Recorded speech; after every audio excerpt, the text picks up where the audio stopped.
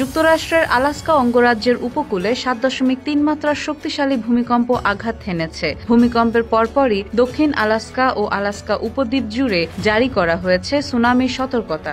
মার্কিন ভূতাত্ত্বিক জরিপ সংস্থা USGS জানায়, স্থানীয় সময় বুধবার দুপুর 12:37 এই কম্পন অনুভূত হয়। এর কেন্দ্র ছিল স্যান্ড পয়েন্ট শহর থেকে 87 কিলোমিটার দক্ষিণে এবং গভীরতা ছিল মাত্র 20.1 কিলোমিটার।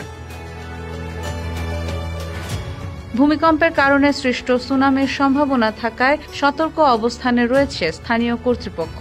পালমারে অবস্থিত জাতীয় সুনামি সতর্কতা কেন্দ্র জানিয়েছে, সুনামির উপস্থিতি নিশ্চিত হওয়ায় উপকূলবর্তী এলাকাগুলোতে প্রভাব পড়তে পারে। সতর্কবার্তায় বলা হয়, হোমার শহরের দক্ষিণ পশ্চিমে কেনেডি এন্ট্রান্স থেকে উনালাস্কার উত্তর পূর্বে ইউনিম্যাক পাস পর্যন্ত প্রশান্ত মহাসাগরীয় উপকূলে সতর্কতা কার্যকর থাকবে।